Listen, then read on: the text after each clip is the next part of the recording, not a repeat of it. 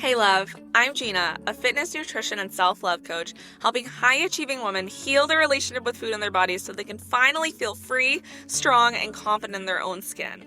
If you've ever felt stuck in the cycle of restriction, binging, and body shame, trust me, you are not alone.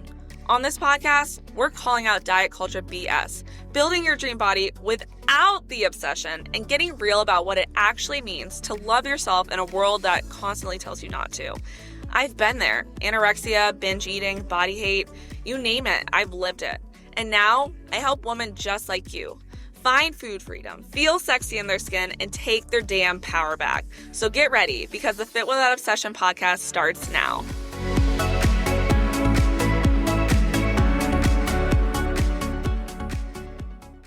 Let's be honest, everyone on the internet is talking about intuitive eating like it's this magical fix. But if you have spent years tracking and measuring and weighing and controlling, that phrase doesn't honestly sound that peaceful. It really sounds terrifying. You have probably thought to yourself, I'd love to eat intuitively, but I can't trust myself. If I stop tracking, I'm just going to go crazy. And I get it. I used to say the exact same thing. I really wanted food freedom, but I was terrified of what that freedom would actually look like because at the time, my entire identity was built around control. So today, we're talking about what it really means to be ready for intuitive eating. Not the Instagram version that you might see with green smoothies and, perfect aesthetically placed bowls, but the real version. The version that's messy and uncomfortable and honestly a powerful one. Because intuitive eating is not about giving up structure. It's actually about giving up fear. And if you've ever wondered, when will I be ready? Then this episode is going to help you see that maybe you already are. Now, before we talk about readiness, we have to clean up what intuitive eating actually is and what it's not. Because right now, a lot of people are trying to heal their relationship with food using the same mindset that broke it. So we're going to go through a couple of myths, and I'm going to give you some examples so that you can really understand what the true definition of intuitive eating is. So the first myth that, maybe you believe or you've heard is that intuitive eating means eating whatever you want, whenever you want. And that is not true whatsoever. Intuitive eating is not food free for all. It's not rebelling against diet culture. It's actually reconnecting with your body. And if your body's been through years of restriction and disconnection or punishment, it might honestly not know how to speak fluently to you yet. So I want you to imagine like you've been ignoring someone's text for years and suddenly you say, okay, I'm ready to listen. They're going to have a lot to say, right? That's your body. The first stage of intuitive eating often feels loud and messy, and that's normal. Myth number 2 is I have to be fully healed before I can start. Now, if I waited until I was fully healed before I stopped tracking, I would still be eating dried chicken and green beans out of a Tupperware right now. You don't wait for confidence to start lifting weights, right? Like you build it by showing up. So there's kind of the same thing here. You're going to learn to trust yourself by actually practicing that trust and working through it. Now, myth number 3 is if I stop tracking, I'll lose all my progress. And this one always hits deep because so many women are terrified that the progress that they fought for will suddenly disappear. But here's the truth. If your progress depends on fear, it was honestly never real progress. The goal isn't to maintain a body that requires obsession. It's really to create one that thrives on peace. Intuitive eating is not the absence of structure. It's really the presence of safety. So now that we've cleared up what intuitive eating is not, let's talk about what readiness actually looks like. And I promise it's actually not as complicated as your brain's making it. So sign number 1 that you're ready is you're terrified of food feeling like a full-time job. If you're honest, you're not scared of losing control. You're actually scared of losing your identity as the disciplined one.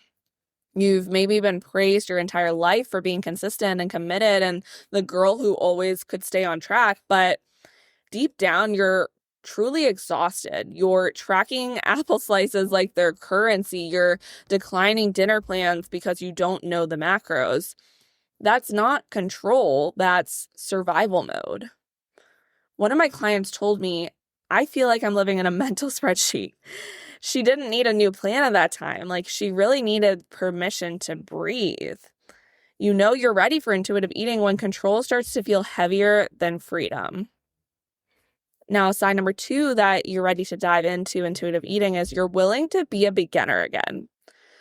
Perfectionists struggle most here in this area because they want to get it right. And believe me, again, I'm a fellow perfectionist, so I understand like the strive, but intuitive eating isn't something to nail. It's really something to nurture. You grab a handful of crackers, you realize halfway through you're not hungry, and instead of spiraling into guilt in that moment when you're practicing intuitive eating, you pause and you say, cool, like, okay, this is a learning moment.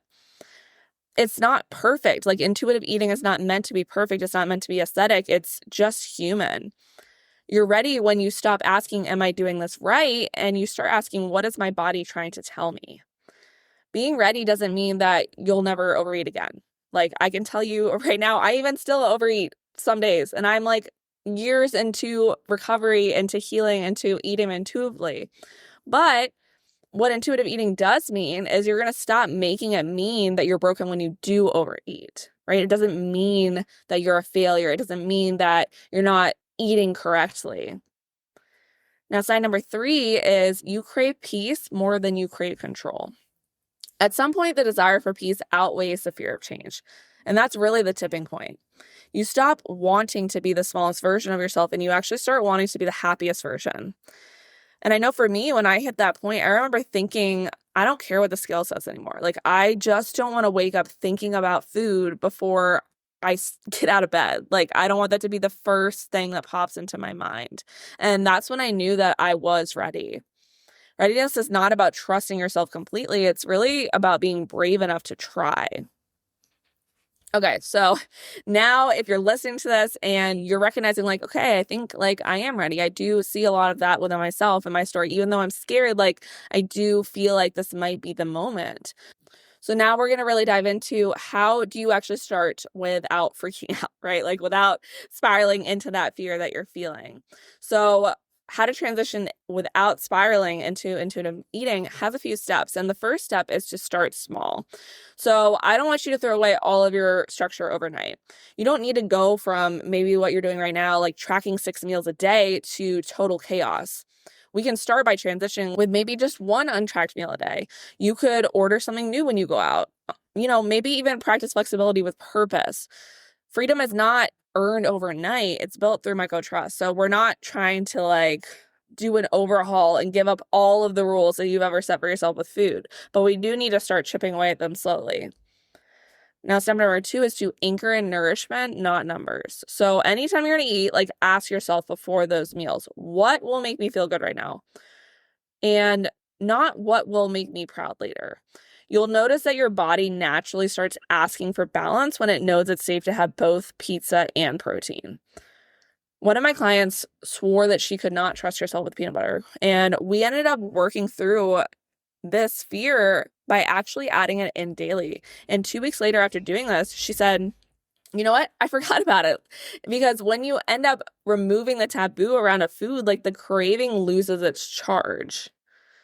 Now, step number 3 to transition into intuitive eating is remember that you can't mess this up. This is important here, right? Because you're going to have days that you're going to overeat. You're going to have days that you probably will undereat and maybe days that you overthink. But that's part of the journey. That's part of the process of this. It's the work behind this is not to be perfect. It's to keep coming back to that curiosity and that awareness and non-judgment while you are discovering this. You cannot fail intuitive eating. You can only learn it. So if you're wondering, like, am I ready for this? You probably already are, because people who aren't ready don't even ask that question. You're just scared right now. And I get it. Like, that's okay. Fear means that you're on the edge of something that's really, truly freeing. Intuitive eating is not the end of discipline. It's really the beginning of peace. And your body is ready to meet you halfway if you'll just let it. This is exactly what we dive into inside Fed Up to Free, where you learn how to actually feel safe around food again and not just think safe thoughts. I want you to DM me ready on Instagram at @thefitbean_ if you want to start rebuilding that trust. And I will send you a free resource that's going to help you start small.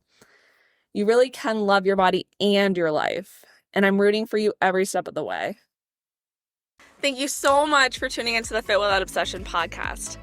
If this episode helped you heal, grow, or just feel a little less alone, go ahead and hit the follow button so that you never miss a moment of this journey. And if you loved it, share it on your stories and tag me at @thefitbean_. I seriously love seeing what resonates. Sharing this podcast helps more women step out of a session and into their power. And that ripple effect starts with you. And if you're ready for deeper support, check the show notes for ways that we can work together. Just remember, eat the pasta, wear the shorts, and love the hell out of your life. You deserve it always. Talk soon.